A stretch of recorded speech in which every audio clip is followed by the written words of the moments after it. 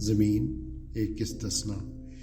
एक शख्स अगर कायनात का सफ़र करे, वो पूरी कायनात का मुशाहिदा करे, तो वो पाएगा कि वसी कायनात पूरी तरह एक गैर ज़ीरो लाइफलेस कायनात है। इसमें अथाह खला है, दहशतनाक तारीकी है, उसके अंदर पत्थर की चट्टानें हैं, आग के बहुत बड़े बड़े गोले हैं, और ये सब चीज़ें दीवानावार मुसलसल हरकत में हैं। इस पुरहैबत मंजर से गुज़र कर वो जब सैयारा ज़मीन पर पहुँचता है तो यहाँ उसको एक हैरान कुन इस्तिस्ना नज़र आता है। यहाँ इस्तिस्नाई तौर पर पानी है, सब्ज़ा है, हैवानात हैं, ज़िंदगी है, अक्ल व फ़हम के पैकर इंसान हैं। फिर यहाँ हैरतनाक तौर पर वो मुआफ़क़े हयात चीज़ मौजूद है जिसको लाइफ सपोर्ट सिस्टम कहा जाता है। यहाँ एक मुकम्मल तहज़ीब सिविलाइजेशन मौजूद है जो वसी कायनात में कहीं भी सिरे से मौजूद नहीं, यानी बज़ाहिर एक इंतहाई बेमानी कायनात में एक इंतहाई बामानी दुनिया। ये वाक़या बताता है कि कायनात में सैयारा ज़मीन एक इंतहाई नादर इस्तिस्ना है। ये इस्तिस्ना कोई सादा बात नहीं, वो एक अजीम हकीकत का मुशाहिदाती सबूत है, और वो है कादिर मुतलक खुदा का सबूत। इस्तिस्ना मुदाखलत को साबित करता है, और मुदाखलत बिलाशुबा मुदाखलत कार का सबूत है, और जब मुदाखलत कार का वजूद साबित हो जाए तो इसके बाद खुदा का वजूद अपने आप साबित हो जाता है। Exception proves intervention and intervention proves intervener, and when the existence of intervener is proved, the existence of God is also proved.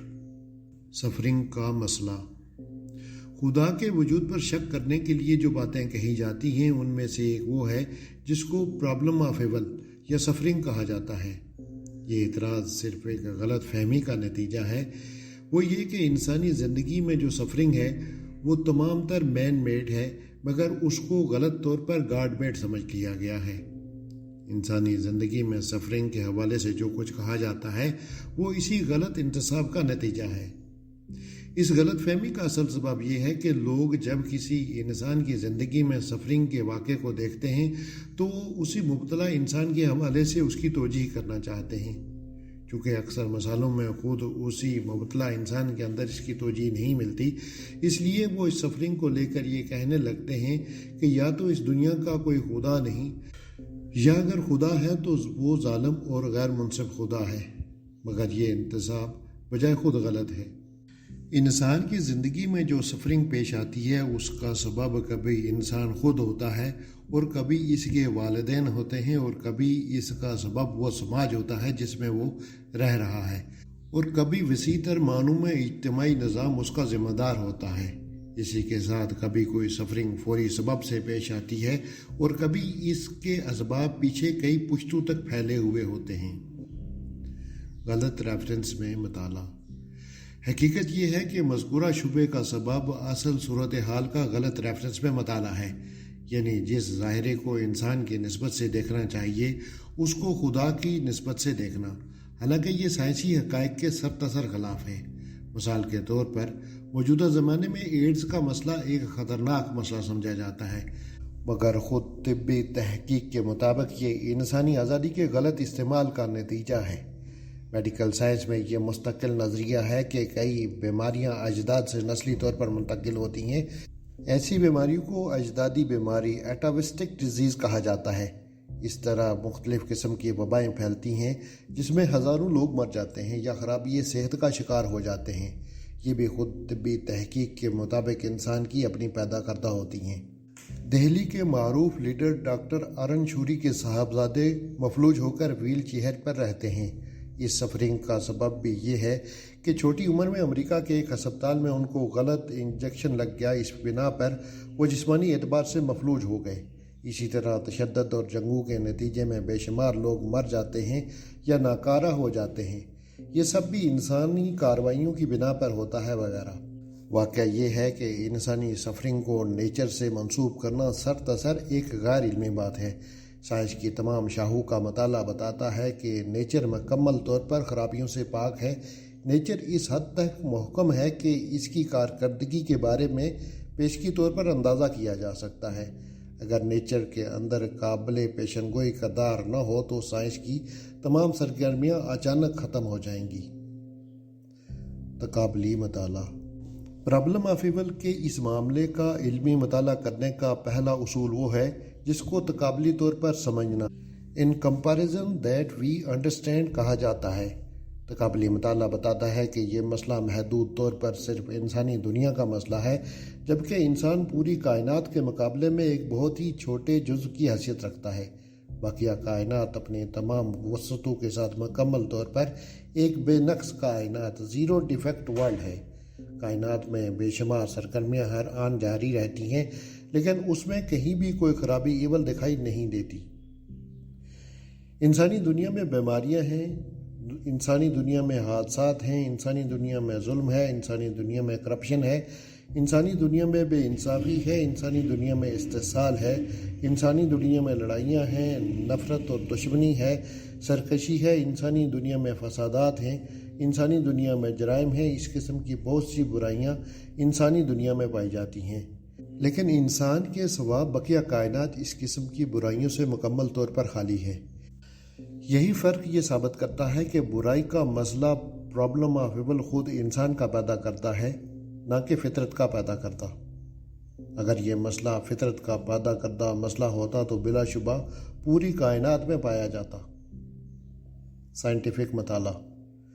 اس معاملے کا سائنٹیفک مطالعہ بتاتا ہے کہ انسانی دنیا اور بقیہ کائنات میں ایک واضح فرق ہے، وہ یہ کہ بقیہ کائنات حتمی قسم کے قوانین فطرت سے کنٹرول ہو رہی ہے، اس کے برعکس انسان آزاد ہے اور وہ خود اپنی آزادی سے اپنی زندگی کا نقشہ بناتا ہے۔ یہی فرق دراصل اس چیز کا اصل سبب ہے جس کو برائی کا مسئلہ پرابلم آف ایول کہا جاتا ہے۔ اس معاملے کا گہرا مطالعہ بتاتا ہے کہ انسانی دنیا کی تمام برائیاں انسانی آزادی کے غلط استعمال کا نتیجہ ہیں۔ میڈیکل سائنس بتاتی ہے کہ بیماریوں کا سبب نیچر میں نہیں ہے بلکہ وہ انسان کی اپنی غلطیوں میں ہے۔ یہ غلطیاں کبھی مبتلا شخص کی اپنی پیدا کرتا ہوتی ہیں اور کبھی باپ دادا کی وراثت اس کا سبب ہوتی ہے۔ کبھی اجتماعی نظام کا کرپشن بیماریوں کے اسباب پیدا کرتا ہے۔ یہ بات بے حد قابل غور ہے کہ بیماری کو نیچر سے جوڑنا ملحد مفکرین کا نظریہ ہے، وہ کسی سائنٹیفک دریافت پر مبنی نہیں۔ اسی طرح لڑائیاں، گلوبل وارمنگ، مختلف قسم کی کثافتیں، فضائی مسائل، ایکولوجیکل پرابلم وغیرہ سب کے سب انسانی آزادی کے غلط استعمال کا نتیجہ ہیں۔ خدا کا تخلیقی پلان۔ خالق نے انسان کو یہ آزادی، فریڈم کیوں دی؟ اس کا جواب یہ ہے کہ خالق نے چاہا کہ وہ انسان کو ایک عظیم انعام دے۔ یہ عظیم انعام جنت ہے جو ابدی خوشیوں کی جگہ ہے۔ جنت میں جگہ پانے کا حقدار صرف وہ شخص ہوگا جو اپنی آزادی کا صحیح استعمال کرے، جو آزاد ہونے کے باوجود اپنے آپ کو ڈسپلن اور کنٹرول میں رکھے۔ جہاں آزادی ہوگی وہاں آزادی کا غلط استعمال بھی ہوگا، لیکن آزادی اتنی زیادہ قیمتی چیز ہے کہ کسی بھی اندیشے کی بنا پر اس کو ساقط نہیں کیا جا سکتا۔ اس معاملے کو سمجھنے کے لیے خدا کے تخلیقی پلان کو جاننا ضروری ہے۔ خدا کے تخلیقی پلان کے مطابق انسان کو اس دنیا میں مکمل آزادی دی گئی ہے۔ ایسا خدا نے مصلحت امتحان کے لیے کیا ہے۔ انسانی زندگی میں سفرنگ کے جو واقعات ہوتے ہیں وہ تمام تر اسی آزادی کے غلط استعمال کے نتیجے میں ہوتے ہیں، کبھی براہ راست طور پر اور کبھی بالواسطہ طور پر، کبھی سفرنگ میں مبتلا شخص کے ذاتی عمل کی وجہ سے اور کبھی دوسرے انسانوں کے عمل کی وجہ سے، کبھی کسی فوری غلطی کے طور پر، اور کبھی ایسا ہوتا ہے کہ پچھلی نسلوں کی غلطی کی بنا پر اس کا نتیجہ بعد کی نسلوں میں سامنے آتا ہے۔ کائناتی معنونیت کی توجیہ۔ خدا کے وجود کی بحث کا دوسرا پہلو وہ ہے جس کا تعلق کائنات کی معنونیت میننگ سے ہے۔ خدا کو ماننا نہ صرف کائنات کے وجود کو ماننے کی توجیہ ہے، بلکہ خدا کا عقیدہ کائنات کو کامل طور پر بامانی بنا دیتا ہے۔ خدا کو نہ ماننے کا مطلب یہ ہے کہ بامانی کائنات ایک بے معنی انجام پر ختم ہو جائے، جبکہ خدا کو ماننا یہ بتاتا ہے کہ کائنات آخرکار ایک بامانی انجام پر پہنچنے والی ہے۔ انسان کے اندر پیدائشی طور پر انصاف اور بے انصافی کا تصور پایا جاتا ہے۔ انسان پیدائشی طور پر یہ چاہتا ہے کہ جو شخص انصاف کے اصولوں کے تحت زندگی گزارے اس کو انعام ملے، اور جو شخص ناانصافی کا طریقہ اختیار کرے اس کو سزا دی جائے۔ اس فطری تقاضے کی تکمیل صرف باخدا کائنات یونیورس ود گاڈ کے نظریے میں ملتی ہے۔ بے خدا کائنات یونیورس وداؤٹ گاڈ کے نظریے میں اس فطری تقاضے کا کوئی جواب نہیں۔ ہر انسان پیدائشی طور پر اپنے اندر خواہشوں کا سمندر لیے ہوئے ہے۔ موجودہ دنیا میں ان خواہشوں کی تکمیل فلفلمنٹ ممکن نہیں۔ بے خدا کائنات کے نظریے میں انسان کے لیے یہ حسرت ناک انجام مقدر ہے کہ اس کی فطری خواہشیں کبھی پوری نہ ہوں، لیکن باخدا کائنات کے نظریے میں یہ امکان موجود ہے کہ اب آدمی اپنی خواہشوں کی کامل تسکین بعد از موت کے مرحلہ حیات میں پالے۔ وقت کا شعور۔ انسانی نفسیات کا مطالعہ بتاتا ہے کہ انسان ایک ٹائم کانشس مخلوق ہے۔ وہ اپنے وقت کو حال اور مستقبل میں بانٹ کر دیکھتا ہے، مگر دوسری طرف یہ واقعہ ہے کہ ہر آدمی کو اپنی زندگی میں صرف حال پریزنٹ ملتا ہے۔ ہر آدمی اپنے مستقبل سے محروم ہو کر مایوسی کی حالت میں مر جاتا ہے۔ وہ اپنے حال میں بہتر مستقبل کے لیے عمل کرتا ہے، لیکن اس کی محدود عمر میں اس کا وہ بہتر مستقبل اس کو نہیں ملتا اور وہ مایوسی کی حالت میں اس دنیا سے چلا جاتا ہے۔ ایک بار ہم نے انٹرنیٹ پر یہ سوال ڈالا کہ بڑے بڑے لوگوں میں وہ کون ہیں جو اپنی آخری عمر میں مایوسی کا شکار ہوئے اور ڈپریشن کی حالت میں مرے۔ اس کے جواب میں انٹرنیٹ نے جو فہرست دی اس میں 402 بڑے بڑے اشخاص کے نام موجود تھے۔ کوئی شخص سرچ انجن پر جا کر اس فہرست کو دیکھ سکتا ہے۔ اس کا عنوان یہ ہے: رسک فیکٹر ڈپریشن۔ کائنات کے باخدا نظریے میں انسان کے اس فطری سوال کا جواب موجود ہے، لیکن کائنات کے بے خدا نظریے میں اس سوال کا کوئی جواب موجود نہیں۔ زوجین کا اصول۔ کائنات کا مطالعہ بتاتا ہے کہ یہاں ہر چیز جوڑا جوڑا پیدا کی گئی ہے۔ منفی برقی ذرے کا جوڑا مثبت برقی ذرہ، درخت کے پھولوں میں نر اور مادہ، حیوانات میں مذکر مؤنث اور انسان میں عورت اور مرد وغیرہ۔ یہ کائناتی قانون ہے کہ یہاں ہر چیز اپنے جوڑے کے ساتھ مل کر اپنی تکمیل کرتی ہے۔ اس لحاظ سے انسانی زندگی کا بھی ایک جوڑا ہونا چاہیے، یعنی موت سے پہلے کی نامکمل زندگی کے ساتھ موت کے بعد کی کامل زندگی۔ باخدا کائنات کے نظریے میں اس کا یہ تکمیلی جوڑا موجود ہے، لیکن بے خدا کائنات کے نظریے میں اس کا یہ تکمیلی جوڑا موجود نہیں۔ آئیڈیالزم کی ناکامی۔